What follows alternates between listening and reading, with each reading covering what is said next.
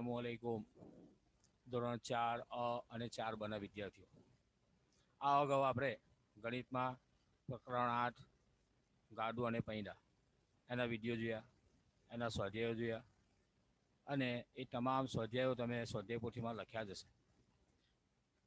આ સ્વાધ્યાય પોથી તમારે વસાવવી જ પડશે, એમાં લખવું પડશે અને ચેક કરવા માટે જ્યારે મંગાવે ત્યારે તમારે લઈને વાલી સાથે મોકલવી પડશે. આજે આપણે પ્રકરણ 9 અડધું અને પા એના પર વિડીયો તમને સેન્ડ કરેલા છે. સ્વાધ્યાય પોથીનું લખાણ પણ તમને સેન્ડ કરેલું છે. આ બધું લખાણ તમારે સ્વાધ્યાય પોથીમાં લખાઈ ગયું હશે એવી આશા રાખું છું. આજે આ ઝૂમ વિડીયોમાં અડધું અને પા વિશેની વિસ્તૃત સમજ તમને આપું છું. અડધું, દાખલા તરીકે આપણે ઘરમાં મમ્મી પપ્પા બજારમાંથી કોઈ વસ્તુ ખરીદી લાવે, માની લે કે સફરજન લાવે. એક સફરજન છે અને બે બાળકો છે, બંને વચ્ચે સરખે ભાગે વહેંચવી હોય તો સૌથી પહેલાં શું કરશે? એના બે પાર્ટ કરશે, બે ભાગ કરશે, બંનેને સરખું સરખું આપશે. બરાબર? તો અડધું અડધું આપશે. એ રીતે પા, કે હવે 3 બાળકો છે, 4 બાળકો છે, તો સૌથી પહેલાં એના બે ભાગ કરશે, ત્યાર પછી એના પાછા બે ભાગ કરશે. તો એ જે ભાગ છે એ પા ભાગ કહેવાશે. બરાબર? તો આ અડધું અને પાની સમજ તમને થઈ. હવે જોઈએ આપણે આ અડધું અને પાને દર્શાવવા માટે અત્યાર સુધી આપણે જે પૂર્ણાંક સંખ્યાઓ જોઈ, એકમ, દશક, 100, 1000 વાળી. હવે અહીંયા અપૂર્ણાંક સંખ્યાઓ, આ અડધું અને પા, આ જે બધી વસ્તુઓ જે છે, દાખલા તરીકે તમે સવારમાં નાસ્તો કર્યો કે મેં આજે સવારમાં બે રોટી અને એક અડધી રોટી જેટલો નાસ્તો કર્યો. હવે જુઓ, એને 2 રોટી પણ ન કહી શકાય અને એને 3 રોટી પણ ન કહી શકાય, કારણ કે 2 કરતાં વધારે છે અને 3 કરતાં ઓછી છે. એટલે 2 આખી અને 1 અડધી, એટલે 2 પૂર્ણાંક 1/3 રોટી મેં ખાધી. હવે આને દર્શાવવા માટે પૂર્ણાંક સંખ્યામાં નહીં પણ એને અપૂર્ણાંક સંખ્યામાં દર્શાવવામાં આવે છે. અપૂર્ણાંક શબ્દનો અર્થ જોઈએ એટલે અધૂરી, પૂર્ણાંક એટલે પૂર્ણ હોવામાં અધૂરી, જે પૂરી સંખ્યા નથી, જે આખી સંખ્યા નથી. બરાબર? એને જે આખું નથી એને આપણે અપૂર્ણાંક તરીકે ઓળખીશું. આ અપૂર્ણાંકમાં તમે જુઓ તો અંશ અને છેદ હોય છે. એને કઈ રીતે દર્શાવી? દાખલા તરીકે 2/3, આ ઉપર જે સંખ્યા છે, લીટીની ઉપર જે સંખ્યા લખેલી છે એને આપણે અંશ તરીકે ઓળખીશું. લીટીના નીચે જે સંખ્યા લખી છે એને આપણે છેદ તરીકે ઓળખીશું. અંશ અને છેદ દર્શાવતી સંખ્યા અપૂર્ણાંકો મોટાભાગે અંશ અને છેદમાં દર્શાવવામાં આવે છે. હવે કોઈ વસ્તુ આખી હોય, દાખલા તરીકે મેં આગળ તમને ઉદાહરણ આપ્યું કે 2 આખી રોટી ખાધી અને 1 અડધી રોટી ખાધી, તો એને આપણે આ રીતે દર્શાવી શકાય કે 2 આખી રોટી અને 1 અડધી, એટલે 2 પૂર્ણાંક 1/3 દર્શાવી શકાય. બરાબર છે? તો અપૂર્ણાંકમાં લીટીના ઉપર જે સંખ્યા દર્શાવી છે એને અંશ કહીશું, લીટીના નીચે જે સંખ્યા દર્શાવી છે એને છેદ કહીશું. હવે જુઓ, આને સમજીએ આપણે કે 2/3 એટલે 3 સરખા ભાગમાંથી 2 ભાગ, 3 સરખા ભાગમાંથી 2 ભાગ, એટલે અહીંયા 2 સરખા ભાગમાંથી 1 ભાગ. હવે જો આ અપૂર્ણાંકના પ્રકારો તમે આગલા ધોરણમાં શીખશો, એની પર તમને સમજ આપી દઉં કે આગલા ધોરણમાં તમે સમછેદી અપૂર્ણાંક, વિષમછેદી અપૂર્ણાંક, શુદ્ધ અપૂર્ણાંક, મિશ્ર અપૂર્ણાંક, બરાબર, અશુદ્ધ અપૂર્ણાંક અને દશાંશ અપૂર્ણાંક વિશે પણ તમે આગલા ધોરણમાં શીખશો. અહીંયાથી શીખીને જશો એટલે તમને આગલા ધોરણમાં સરળ પડશે. હવે જોઈએ આપણે કે આ જે સંખ્યા, આ આકારો છે, દાખલા તરીકે અહીંયા એક આકાર દર્શાવેલો છે, એના 2 ભાગ દર્શાવેલા છે. હવે જો આ બંને ભાગમાંથી કયા ભાગ કઈ આકૃતિમાં સરખા ભાગ છે, તો આપણને પહેલી નજરે જોતા ખબર પડી જાય કે આ જે ભાગ છે એ 2 સરખા ભાગ છે, જ્યારે અહીંયા 2 સરખા ભાગ નથી, અહીંયા વધારે છે અને અહીંયા ઓછું છે. બરાબર? એટલે આ 2 સરખા ભાગ નથી. એ રીતે એને નીચેની આકૃતિમાં જુઓ, વર્તુળમાં, કે અહીંયા પણ જુઓ વધારે ભાગ છે, ઓછો ભાગ છે, જ્યારે આમાં બંનેમાં સરખો ભાગ છે, તો આ સરખો ભાગ છે, જ્યારે સરખો ભાગ નથી. એ રીતે ત્રીજી આકૃતિમાં જોઈએ તો આ સરખો ભાગ બતાવે છે ને આ સરખો ભાગ બતાવતો નથી. એના નીચેની આકૃતિમાં જુઓ તો અહીંયા 3 ભાગ બતાવે છે, અહીંયા પણ 3 ભાગ બતાવે છે. તો આ 3 ભાગમાં 3 ભાગ સરખા દેખાય છે, જ્યારે 3 ભાગમાં આ ભાગ છે વધારે દેખાય છે. એટલે આ બંને આકૃતિમાં આ સરખા ભાગ દર્શાવે છે, આ સરખા ભાગ દર્શાવતી આકૃતિ નથી. એ રીતે નીચે પણ જુઓ તો અહીંયા જુઓ 1, 2, 3, 4, આ 4 ભાગ સરખા છે, જ્યારે અહીંયા જુઓ આ 1 અને 2, આ 2 ભાગ મોટા છે, જ્યારે આ 2 ભાગ સરખા નથી. આથી આ ભાગ સરખો નથી. ચાલો, એ રીતે સૌથી નીચેની આકૃતિમાં જોઈએ આપણે તો એમાં પણ જુઓ 4 ભાગ સરખા છે ને અહીંયા પણ 4 ભાગ છે.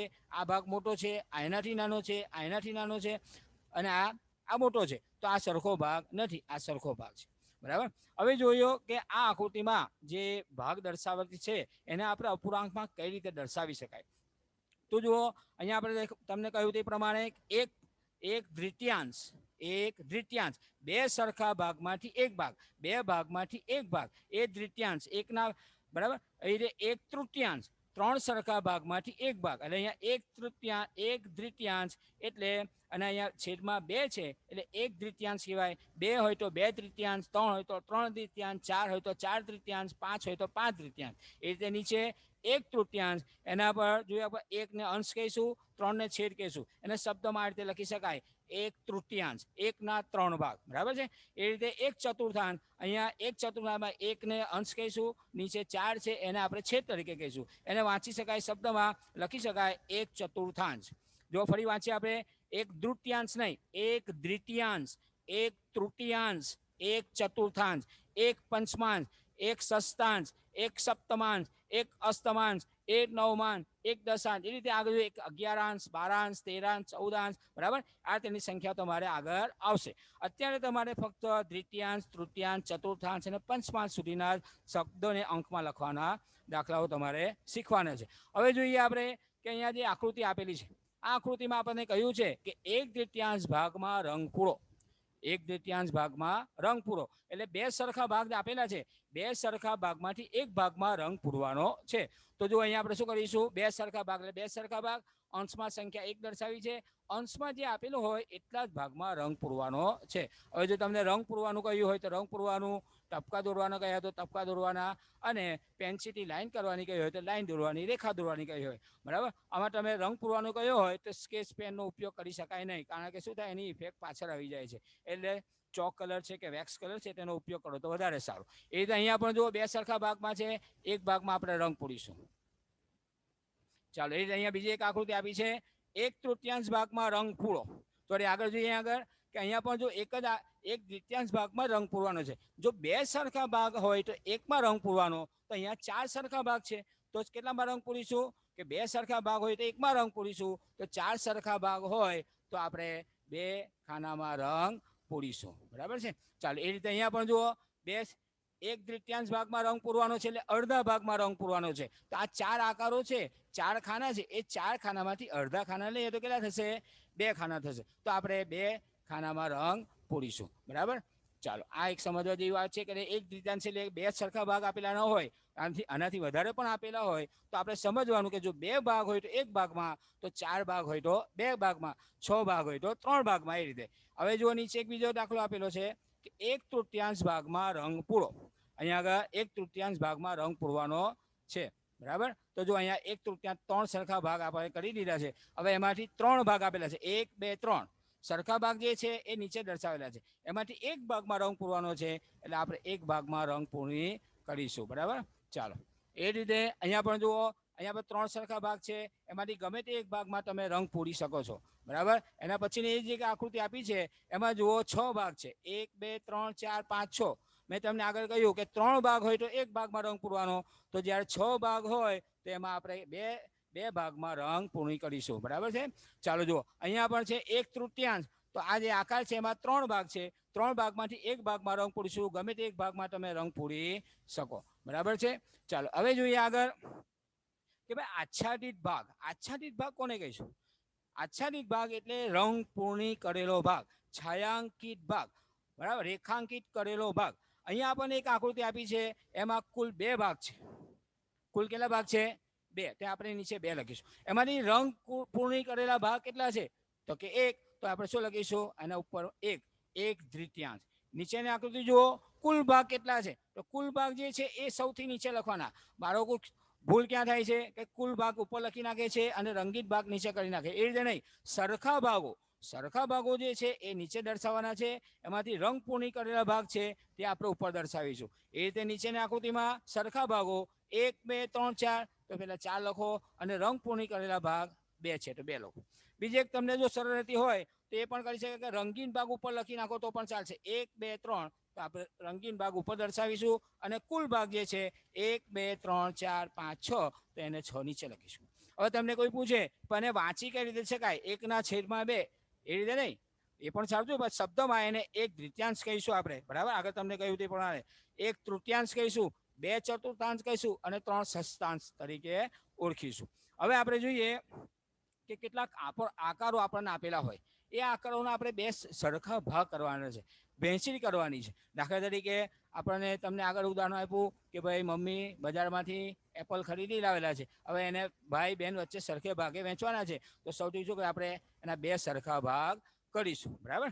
એ રીતે અહીંયા જે પર્ણ આપેલું છે એને પર્ણ આપણે કેવી લીટી દોરીએ તો બે સરખા ભાગ? જો આમ લીટી દોરવામાં આવે તો બે સરખા ભાગ થાય છે? ના, અહીંયા વધારે થાય છે, અહીંયા ઓછું થાય છે. બરાબર. એટલે આ સરખા ભાગ થતા નથી. અહીંયા બરાબર વચ્ચે લાઈન દોરીએ તો શું થશે? એના બે સરખા ભાગ આપણને જોવા મળશે. એ રીતે આ જે એરો આપેલું છે, એરોમાં જો અહીંયા લીટી દોરીએ તો બે સરખા ભાગ થશે નહીં. બરાબર. અહીંયા લીટી દોરો તો બે સરખા ભાગ થશે નહીં. તો એવી રીતે લીટી દોરો, એવી વહેંચણી કરો કે એના બે સરખા ભાગ થાય. તો અહીંયા બરાબર મધ્યમાં વચ્ચે લીટી દોરવામાં આવે તો એના બે સરખા ભાગ થશે.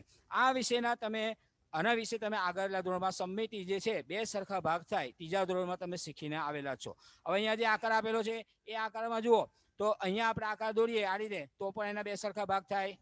બીજું એક ઉદાહરણ છે, અહીંયા આપણે દોરો તો બે સરખા ભાગ થાય. તો આ બે રીતે એના બે સરખા ભાગ આપણે કરી શકીએ. હવે ત્રીજા ધોરણમાં તમે શીખી ગયા કે ભાઈ કેટલાક આપણને મૂળાક્ષરો આપેલા હોય અંગ્રેજીના, એ અંગ્રેજી મૂળાક્ષરોને પૂર્ણ કરો. આપણે દર્પણ અરીસાને મૂકીએ આ તરફ તો એનો બીજો ભાગ જે છે આપણનો પ્રતિબિંબ અરીસામાં દેખાશે. તો આ જે ભાગ દેખાય છે એને આ તરફ કેવો ભાગ દેખાશે? તો જેવો ભાગ આ તરફ દેખાય છે, જમણી તરફ દેખાય છે, એ જ ભાગ ડાબી તરફ દેખાશે. એને આપણે આ રીતે દોરી શકીએ તો આપણને અક્ષર મળશે ટી. બરાબર છે. ચાલો, તો હવે જુઓ કે સ્વાધ્યાયમાં કેટલીક દાખલાની ગણતરી આપેલી છે. એ દાખલાની ગણતરી હું તમને અહીંયા કેટલીક રકમ દર્શાવીશ. એના આધારે ગણતરી કઈ રીતે કરવી એ આપણે આ વિડીયોમાં જોઈશું. અસ્સલામુ અલૈકુમ. વિદ્યાર્થી મિત્રો જુઓ, હવે અપૂર્ણાંક વિશેના કેટલાક દાખલો આપણે બોર્ડ પર રકમ લખી છે જે તમને સમજ કે એક કેક આપેલી છે. બરાબર. કેક, એક કેકના 200 રૂપિયા છે. તો 3/4 ભાગ એટલે 4 સરખા ભાગમાંથી 3 ભાગના એના કેટલા રૂપિયા થાય? તો શું કરીશું આપણે? 200 રૂપિયા. તો 200 ગુણ્યા 3/4. બરાબર છે. આ રીતે લખવું પડે. હવે 200 જે છે એને 3 વડે ગુણાકાર કરો અથવા અને 4 ને 200 વડે ભાગાકાર કરો. આ મોટી રકમ છે એટલે ભાગાકાર આપણે ન કરીએ તો 200 ગુણ્યા 3 કરીએ તો 3 દૂની 6, અહીંયા થશે 600 અને છેદમાં 4. હવે 4 વડે ભાગાકાર કરો તો 4 વડે 600 નો ભાગાકાર કરીએ. બરાબર. એક અંક છે, એક અંક લો. 4 એકા 4, 6 માંથી 4 જશે તો 2. બરાબર. અને ઉપરથી કાઢીશું 2. 4 પંચા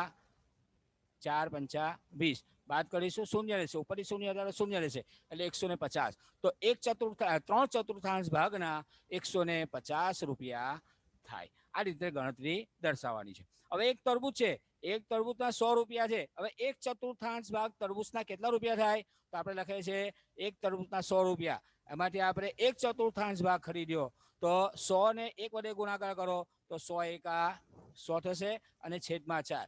4 વડે 100 નો ભાગાકાર કરો તો 4 વડે 100 નો ભાગાકાર કરીએ. 4 કરતા 1 નાના છે, ભાગ ચાલશે નહીં. 2 અંક લઈએ તો 4 દુ 10 8, 4 તારી 12 વધી જાય એટલે 4 દુ 8. બરાબર. શૂન્યમાંથી 8 બાદ ન થાય. દશક લઈએ, 1 માંથી 1 લઈએ તો શૂન્ય રહેશે. અહીંયા 1 આવે, અહીંયા 10 થાય. 10 માંથી 8 જશે તો 2 અને અહીંયા શૂન્યનું શૂન્ય. હવે ઉપર જે અંક બાકી રહે છે એને નીચે ઉતારો તો અહીંયા શૂન્ય નીચે ઉતારતા 20 થાય. 4 પંચા 20. બરાબર. તો 1/4 ભાગ તરબૂચના 25 રૂપિયા થાય. હવે જોઈએ કે ભાઈ 2 લીટર દૂધ છે, 2 લીટર દૂધ. હવે 1 લીટર એટલે કેટલા મિલીલીટર? તો 1 લીટર એટલે 1000 મિલીલીટર. તો 2 લીટર એટલે 2000 મિલીલીટર. તો અહીંયા આપણે લખીએ 2000 મિલીલીટર દૂધ છે. આમાંથી 1/4 ભાગ આપણે લેવાનો છે. 1/4 ભાગ આપણે વાપરી નાખ્યો તો કેટલું દૂધ બાકી રહે? તો 2000 ગુણ્યા 1 કરીએ તો 2000 ગુણ્યા 1 એટલે 2000 અને છેદમાં 4. તો 4 વડે 2000 નો ભાગાકાર કરીએ તો 1 અંક છે તે 1 અંક લો. 1 4 કરતા 2 નાના છે, 2 અંક લેવા પડશે.